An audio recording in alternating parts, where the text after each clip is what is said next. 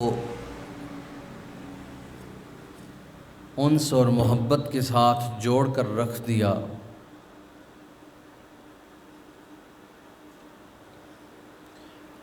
اور خالق فطرت نے حضرت انسان کو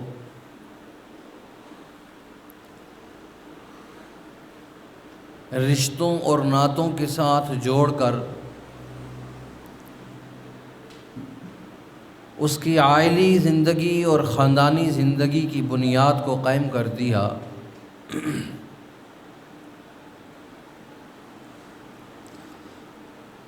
ایک طرف ایک انسان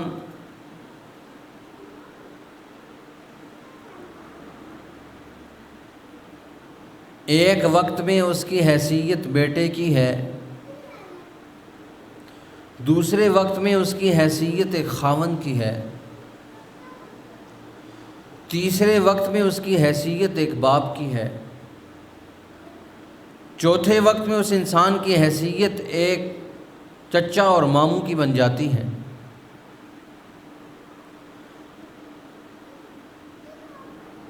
اسی لیے کہتے ہیں انسان کیا ہے؟ یہ سوشل اینیم، یہ ایک اجتماع پرور ذہنیت کا مالک ہے۔ اگر انسان کو آپ سخت ترین سزا دیں تو کہتے ہیں سخت ترین سزاؤں میں سے ایک سزا یہ ہے کہ انسان کو آپ قید تنہائی دے دیں۔ یہ قید تنہائی، یہ روشنیوں کا بند ہو جانا، آسمان کا نظر نہ آنا، انسان کسی انسان کو دیکھنے کے لیے ترس جائے، یہ وہ عذاب ہے، یہ وہ ٹارچر ذہنیت ہے کہ انسان بھوک اور پیاس کو برداشت کر لیتا ہے، ہر تکلیف کو سہ لیتا ہے، لیکن اگر کسی انسان کو آپ انفرادی سطح پر کہیں قید و بند میں ڈال دیں تو انسان اس چیز کو برداشت نہیں کرتا۔ اس لیے نبی اکرم صلی اللہ علیہ وسلم انسانیت کی رشد و ہدایت کے لیے تشریف لائے، اور آپ صلی اللہ علیہ وسلم نے انسانوں کو باہم رشتوں کو قائم کرنے کا حکم دیا۔ اس لیے احادیث کی کتاب قرآن مجید کو مطالعے میں لائیں تو آپ کو ایسے لگے گا گویا ایک انسان کے حقوق کو ادا کرنے کے لیے اللہ نے اتنا کچھ ڈالا اپنے قرآن مجید کے اندر،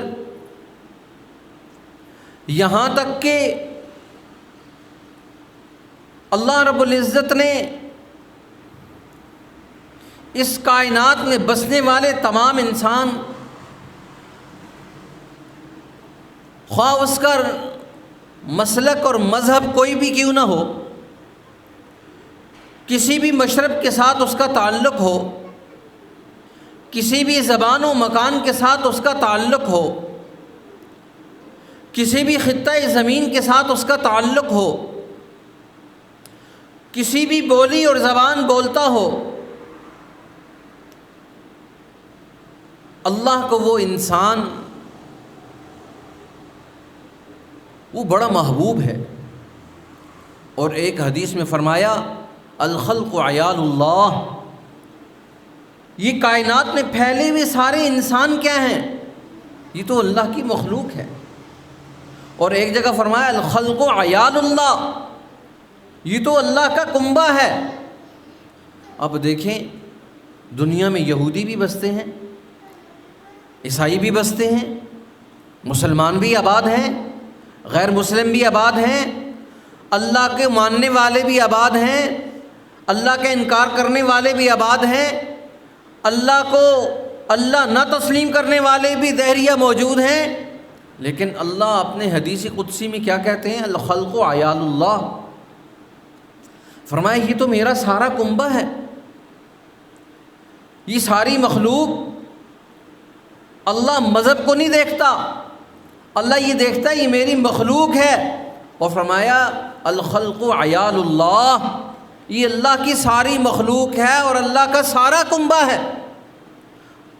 اور آگے حدیث کا جو جملہ ہے بڑا عجیب ہے، فرمایا فَأَحَبُّ الْخَلْقِ مَنْ أَحْسَنَ إِلَىٰ عَيَالِهِ، اللہ کو اپنی محبوب میں، اپنی مخلوق میں سب سے محبوب فرد وہ ہے جو اس کے کنبے کا خیال کرے، جو اس کے کنبے کے ساتھ محبت رکھے۔ آپ دیکھیں، اگر آپ کے بچے کے ساتھ کوئی آدمی پیار کرے، آپ غیر ملک میں ہیں، پیچھے اس کی نگہداشت کرے، اس کو کوئی نہ کوئی پھل فروٹ لا کے دے دے، اس کی گھر کی ضرورت کو پورا کر دے، کبھی بل آیا تو ادا کر دے، بیمار ہے بچہ اس کو لے کر ہاسپٹل میں چلا جائے، کسی حکیم کے پاس چلا جائے۔ اب جب گھر والے اس کو خبر دیں گے فلاں ابن فلاں ہمارا بڑا خیال کرتا ہے، آپ مجھے بتائیں اس کے ساتھ اس کی کتنی محبت پیدا ہو جائے گی، کتنا اس کے ساتھ تعلق پیدا ہو جائے گا۔ یہ میرے کنبے کا اتنا خیال کرتا ہے، اس کو میرے کنبے کے ساتھ اتنی محبت ہے، میری عدم موجودگی میں یہ میرے بچوں کے ساتھ کتنا اچھا اخلاق کا برتاؤ کرتا ہے، کتنا اچھا اس کا بیہیویئر ہے ان کے ساتھ، کتنے اچھے اخلاق کے ساتھ ان کے ساتھ یہ پیش آتا ہے۔ اب دیکھیں اس کے کنبے کا ایک آدمی جب خیال کرتا ہے تو اس کو اس کے ساتھ کتنی محبت پیدا ہو جاتی ہے۔ اللہ نے اس مثال کے ذریعے سے سمجھایا یہ ساری کائنات میں بستے ہوئے انسان کیا ہیں؟ یہ تو میرا کنبہ ہے۔ الخلق عیال اللہ، یہ تو سارے اللہ کا کنبہ ہے۔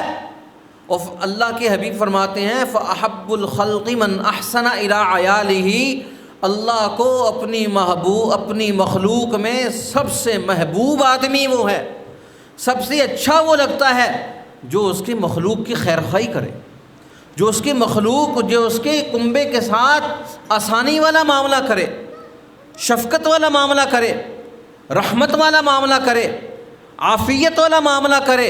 اللہ کو وہ فرد بڑا محبوب ہے۔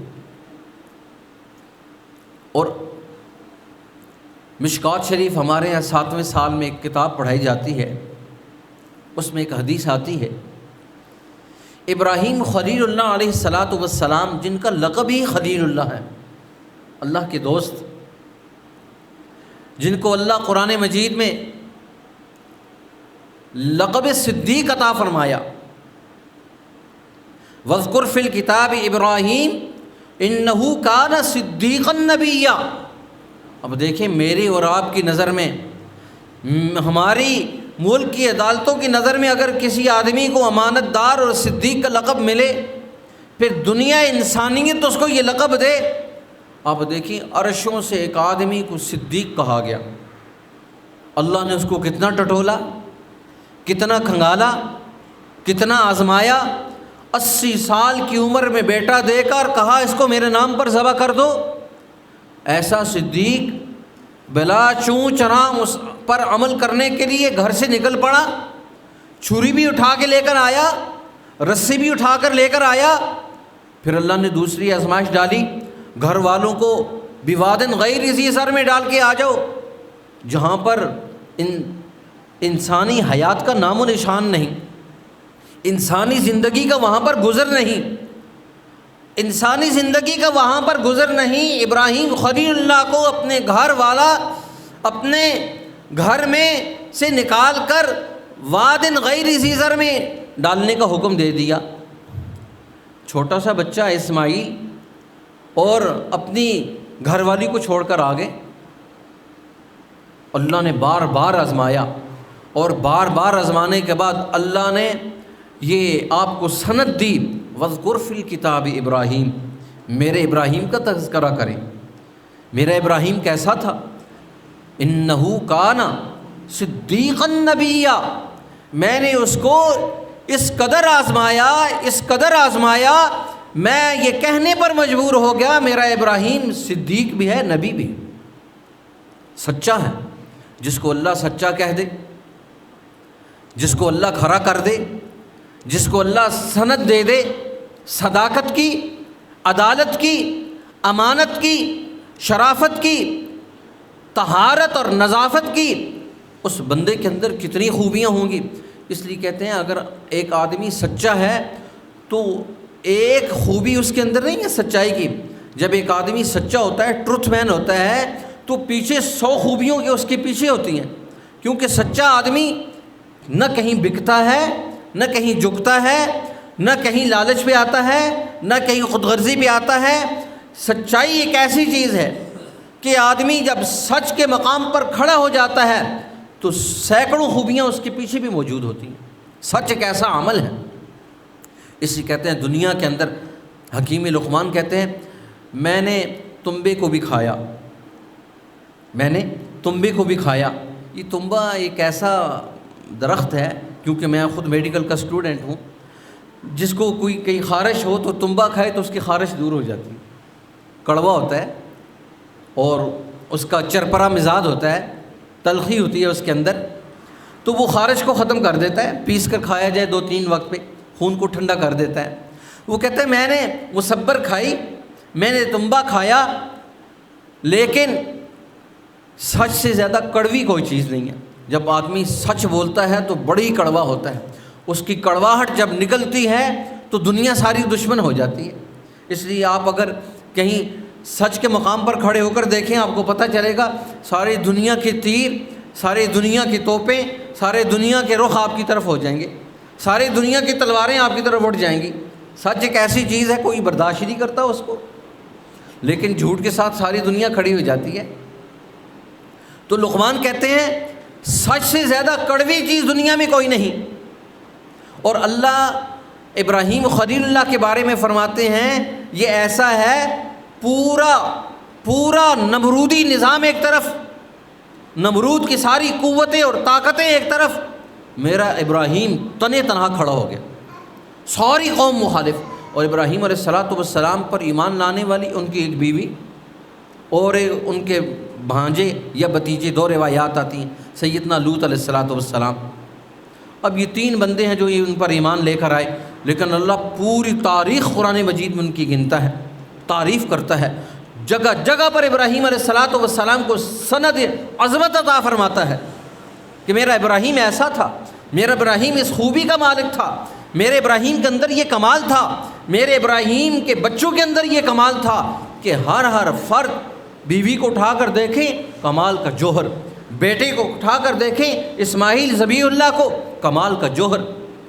صبر و استقامت کے پہاڑ، صبر کے بھی پہاڑ ہیں اور استقامت کے بھی پہاڑ ہیں، اور ہر آدمی اپنی جگہ اللہ کی نگاہ میں ایسا عظمت والا ہے، ایسا عظمت والا ہے۔ اللہ نے پورے خاندان کو ایسا آزمایا، بار بار آزمایا، اور ہر فرد کے بارے میں یہ کہا صدیق النبی، یہ سچے ہیں، یہ میری نگاہ میں عظمت والے ہیں، یہ عزت والے ہیں، یہ ساری دنیا سے تنہا میرے لیے لڑنا مرنا یہ جانتے ہیں۔ اور انہوں نے مقابلہ کر کے دکھایا اور سب کو شکست دے کر دکھائی، سب کو اللہ کے لیے اپنے وطن کو چھوڑا، اپنے گھر کو چھوڑا، اپنی زندگیوں کو چھوڑا۔ اس لیے قرآن مجید کہتا ہے جب انسان سچ کے راستے پر آتا ہے، ان الذین آمنوا وعملوا الصالحات، اللہ پر ایمان ہو، نیک عمل ہو، اللہ فرماتا ہے انا لا نضیع اجر من احسن عملا، ہم کسی کے عمل کو ضائع نہیں کرتے، کسی کی نیکی کو ضائع نہیں کرتے۔ انسان کہے میں نے نیکی کی پھر ضائع ہو جائے، اللہ فرماتا ہے میرا اصول نہیں ہے، اگر کسی آدمی نے کسی کو 1 گلاس پانی کا پلایا میں اس پر بھی اس کو اجر دوں گا۔ کسی نے چلتے ہوئے راستے میں سے ایک تنکا، ایک پتھر، ایک جھاڑی کا کانٹا اٹھا کر اپنے پاؤں کے ساتھ ایک طرف کر لیا، میری نگاہ میں اس کا مقام ہے، مرتبہ ہے، میں اس کو عزت دوں گا۔ اس لیے تو فرمایا ایمان کیا ہے، ان الذین آمنوا، جو لوگ ایمان لائے، کہتے ہیں ایمان کی درجات ہیں، ایمان کی درجات ہے۔ ایمان کا ایک درجہ یہ ہے سب سے اعلیٰ درجہ کہ انسان اللہ پر ایمان لائے پھر ڈٹ جائے، اور پھر فرمایا اس کا جو ادنا درجہ ہے، ادناہا اماطۃ الاذی عن الطریق، سب سے کم تر درجہ ایمان کا وہ یہ ہے اماطۃ الاذی عن الطریق، راستے میں چلتے ہوئے آپ نے کوئی چیز دیکھی جو انسانیت کے لیے پریشانی کا سبب بنے، اماطۃ الاذی عن الطریق، راستے میں چلتے ہوئے آپ کی نگاہ پڑ گئی، یہ اللہ کی مخلوق کے لیے پریشانی کا سبب ہوگی یہ چیز، آپ نے ہمت کر کے اس کو ایک طرف کر دیا۔ اللہ فرماتے ہیں یہ اماطۃ الاذی عن الطریق، یہ ادنا درجہ ہے، لیکن یہ بھی ایمان کا حصہ ہے، یہ بھی ایمان کا حصہ ہے۔ یہ بدر کیوں ہوئی؟ اماطۃ الاذی عن الطریق کا یہ حصہ تھا۔ یہ احد کیوں ہوئی؟ اللہ کی مخلوق کو تکلیف دینے کے جتنے اسباب تھے وہ راستوں میں تھے۔ اللہ کے حبیب نکلے، 17 رمضان المبارک کو نکلے، مدینہ کو چھوڑا، ابو بکر کو لے کر نکلے، عمر کو لے کر نکلے، عثمان اور علی اور طلحہ اور زبیر کو لے کر نکلے، 313 جیسی مقدس جماعت کو لے کر نکلے، اور مسجد نبوی کی 50,000 نمازوں کو چھوڑ کر نکلے۔ آج تو ہم ترستے ہیں مجھے اور آپ کو مسجد نبوی کی 8 دن کی نمازیں مل جائیں۔ آپ سوچیں امام الانبیاء نماز پڑھائیں گے، پیچھے ابو بکر کھڑا ہوگا، اس نماز کا عالم کیا ہوگا؟ کہتے ہیں میں آخری بات کرتا ہوں پھر ختم کرتا ہوں، کہتے ہیں ساری دنیا کے ولی، غوث، کتب، ابدال بشمول انبیاء کے سجدوں کو ایک پڑلے میں رکھا جائے، محمد الرسول اللہ کا ایک سجدہ بھاری ہوگا سارے سجدوں پر، اور سارے انسانوں کے سجدوں کو انبیاء کو چھوڑ کر سارے انسانوں کے سجدوں کو، سارے انبیاء کے صحابہ کے سجدوں کو ایک پڑلے پر رکھا جائے، ابو بکر نے جو ایک سجدہ کیا وہ بھاری ہوگا، ایک سجدے کو نہیں پہنچ سکتے، ابو بکر کے ایک سجدے کو نہیں پہنچ سکتے۔ ایسی باکمال جماعت تھی، انہوں نے رمضان المبارک 17 رمضان المبارک کو اللہ کے حبیب کے پیچھے سجدہ نہیں کیا مسجد نبوی میں۔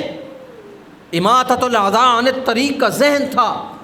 ابو جہل انسانیت کے لیے رکاوٹ بن گیا، اس کا نظام رکاوٹ بن گیا، مصیبت بن گیا، آزمائش بن گیا، انسانیت کے لیے پریشانی کا سبب بن گیا۔ ایمان کا تقاضا ہے اس کے سسٹم کو اٹھا کر پھینک دیا گیا۔ حضور نے مسجد نبوی کے ممبر کو چھوڑ دیا، مصلی کو چھوڑ دیا، اور بدر کے میدان میں جا کر وہاں نماز ادا کی، پھر ایسی نماز ادا کی کہ فرشتے بھی ساتھ میں آ گئے، اور ایسی نماز ادا کی امام بخاری رحمہ اللہ نے وہ پورا واقعہ بیان کیا۔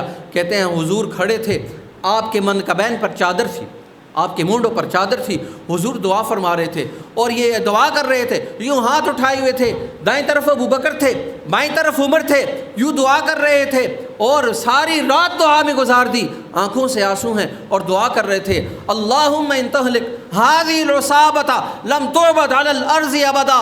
اے اللہ میرے ایک ذمہ یہ کام تھا، مٹھی بھر جماعت کو تیار کر کے تیرے دشمن کے مد مقابل میں نے صف بنا کر کھڑا کر دیا۔ اے اللہ آج اگر یہ جماعت ہلاک ہو گئی پھر لم تعبد علی الارض ابدا، پھر زمین پر سجدہ کرنے والا کوئی نہیں ہوگا دوبارہ۔ اور پھر جب اللہ کے حبیب صلی اللہ علیہ وسلم کے منکبین سے چادر گرنا شروع ہوئی، حضرت ابوبکر صدیق نے فرمایا یا رسول اللہ بس کر دیجئے، اب دعا بس کر دیجئے، اللہ نے مجھے شرح صدر نصیب فرما دیا، آپ کی دعا قبول ہو گئی، اللہ ہمیں ضرور فتح نصیب فرمائے گا، اللہ ہمیں ضرور فتح نصیب فرمائے گا۔ اب دیکھیں تیاری بھی ہے، دعا بھی ہے، اللہ کے حضور زاری بھی ہے، اس لیے قرآن مجید کہتا ہے ان الذین آمنوا، جو لوگ اللہ پر ایمان لائے، وعملوا الصالحات، نیک عمل کیا، انا لا نضیع اجر من احسن عملا، اللہ فرماتے ہیں ہم ان کے عمل کو ضائع نہیں کرتے۔ دیکھیں وہ دعا تھی، آج بھی ہم اور آپ لا الہ الا اللہ پڑھ رہے ہیں، قرآن کی بات کر رہے ہیں، حدیث کی بات کر رہے ہیں، وہ بدر کے اثرات آج تک موجود ہیں اور قیامت کی صبح تک انشاءاللہ موجود رہیں گے۔